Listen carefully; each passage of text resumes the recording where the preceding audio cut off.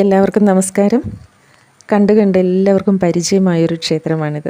അരുവിക്കൽ ശ്രീ ശിവസുബ്രഹ്മണ്യ സ്വാമി ക്ഷേത്രം, കളത്തൂർ.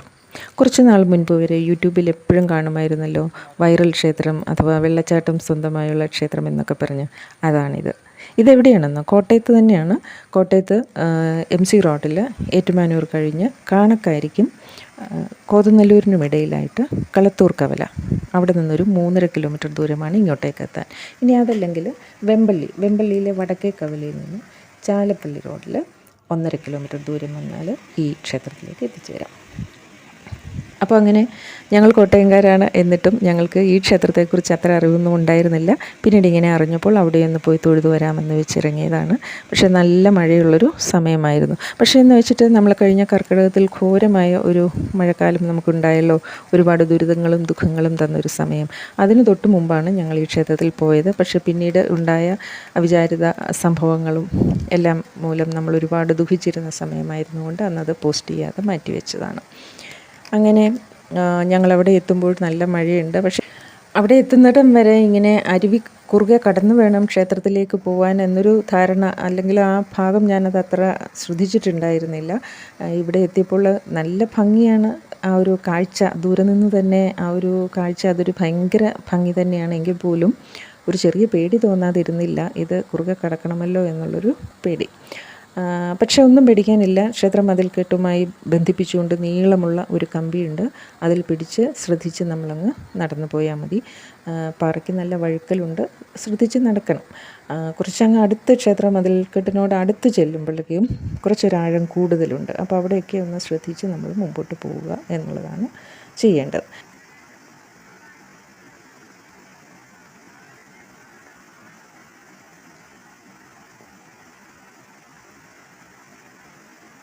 അങ്ങനെ ഞങ്ങൾ ക്ഷേത്രത്തിനുള്ളിലേക്ക് എത്തി.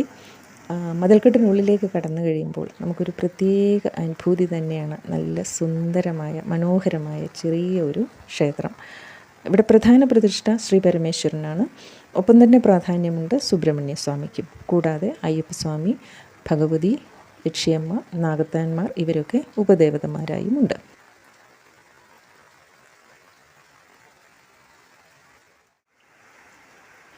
എല്ലാ ദേവീദേവന്മാരുടെയും നടയിലേക്കുള്ള വഴിപാട് വിവരങ്ങൾ ബോർഡിൽ എഴുതിയിട്ടുണ്ട്. അങ്ങനെ ആദ്യം ശ്രീ പരമേശ്വരനെ തൊഴുത് വീണ്ടും സുബ്രഹ്മണ്യ സ്വാമിയുടെ നടയിലേക്ക്. സുബ്രഹ്മണ്യ സ്വാമിയുടെ ക്ഷേത്രം വളരെ മനോഹരമാണ്. വളരെ ചെറുത്, അതുപോലെ കരിങ്കല്ലിൽ നിർമ്മിതമായ സുന്ദരമായ ഒരു ക്ഷേത്രം.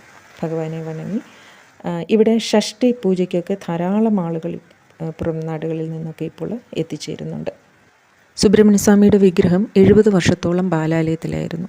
അന്ന് ഈ നടനും അതുപോലെ ഇല്ലത്തിനുമൊക്കെ ഒരുപാട് അനർത്ഥങ്ങൾ ആ കാലയളവിൽ സംഭവിച്ചു. പിന്നീട് ഒരു 4 വർഷം മുന്നെയാണ് കടിയക്കോൽ ബ്രഹ്മശ്രീ കൃഷ്ണൻ നമ്പൂതിരി, ഇവിടുത്തെ താന്ത്രിക വിദ്യ അവർക്കാണ്. അപ്പോൾ അദ്ദേഹത്തിൻ്റെ നേതൃത്വത്തിൽ അഷ്ടമംഗല്യ പ്രശ്നം നടത്തുകയും ക്ഷേത്രം വീണ്ടും പുനരുദ്ധരിക്കുകയും ചെയ്ത് വിഗ്രഹം ഇങ്ങോട്ടേക്ക് മാറ്റി പ്രതിഷ്ഠിച്ചത്. അവിടെ നിന്നും നേരെ ശാസ്താ നടയിലേക്ക്. ശാസ്താവ് ഇവിടെ പത്നി സമേതനാണ്. ഒപ്പം പുത്രനുമുണ്ട്, പ്രഭയും സത്യകനും. അങ്ങനെ അവിടെ തൊഴുതു നിൽക്കുമ്പോഴാണ് സമീപത്തായി ഉള്ള ഒരു വലിയ കൽത്തൊട്ടി ശ്രദ്ധയിൽപ്പെട്ടത്.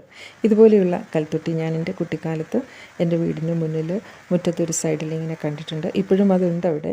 അപ്പോൾ അത് ഒരു പഴയ കാലത്തിൻ്റെ ഒരു ഓർമ്മ നമ്മളിൽ ഉണർത്തുന്ന ഒന്നാണ്. അതിനുള്ളിലും ഇങ്ങനെ നാണയത്തൊട്ടുകളൊക്കെ കിടക്കുന്നത് കണ്ടു.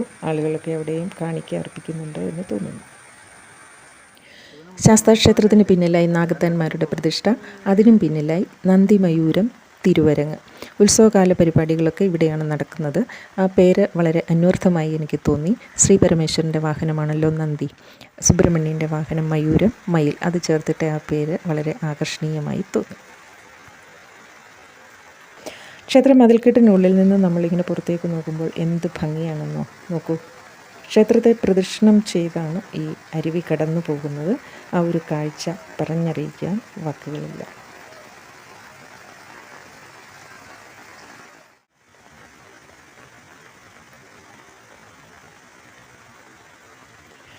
പണ്ടിവിടെ മഹാവിഷ്ണു സാന്നിധ്യവും ഉണ്ടായിരുന്നു. പിന്നീട് ശ്രീകൃഷ്ണ ഭക്തിയായ ഒരു അന്തർജനത്തിന് ഭഗവാനെ കാണാൻ സാധിക്കാതെ വന്നതിലെ ദുഃഖം പ്രാർത്ഥനയായി മാറിയപ്പോൾ ഭഗവാൻ ഇവിടെ തന്നെ ഉണ്ടാവുമെന്ന് അറിയിച്ചു. അങ്ങനെയാണ് തൊട്ടടുത്ത് തന്നെ മറ്റൊരു ക്ഷേത്രം ശ്രീകൃഷ്ണസ്വാമിക്കായി നിർമ്മിക്കപ്പെട്ടത്.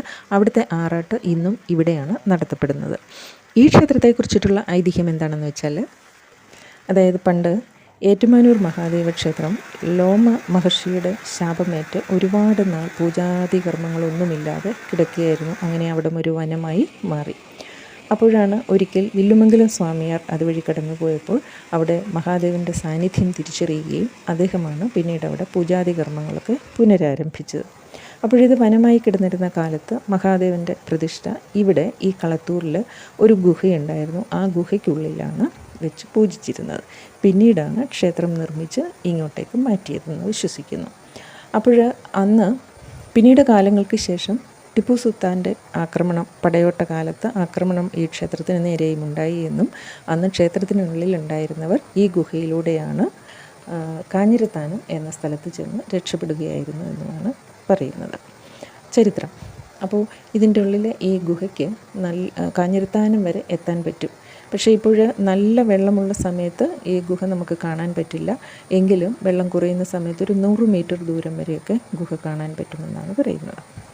അപ്പോൾ അങ്ങനെ ഒരുപാട് പ്രാധാന്യമുള്ള ഒരു ക്ഷേത്രമാണ് ചരിത്രപരമായും ഐതിഹ്യപരമായും ഒക്കെ.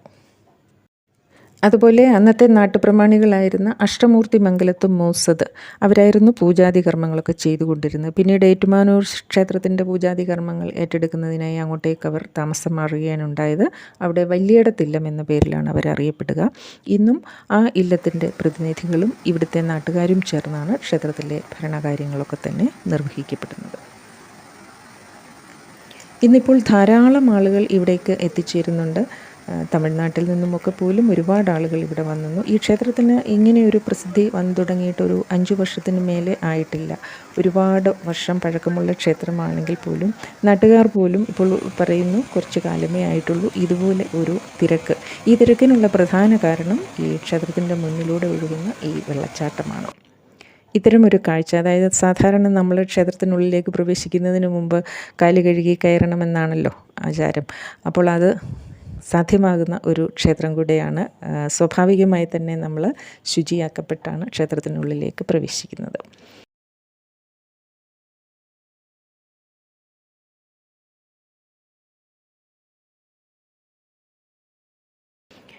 എങ്കിലും ഇന്നിപ്പോൾ ഒരു ടൂറിസ്റ്റ് പ്ലേസ് പോലെ ഇത് മാറിപ്പോകുന്നതിൻ്റെ ഒന്നുണ്ട്. ഒരു ക്ഷേത്ര സങ്കേതത്തിൻ്റെ ഒരു പവിത്രത നഷ്ടപ്പെടാത്ത രീതിയിൽ പരിസരം കാത്തു സൂക്ഷിക്കാൻ നമ്മൾ വരുന്നവരൊക്കെ തന്നെ ബാധ്യസ്ഥരുമാണ്.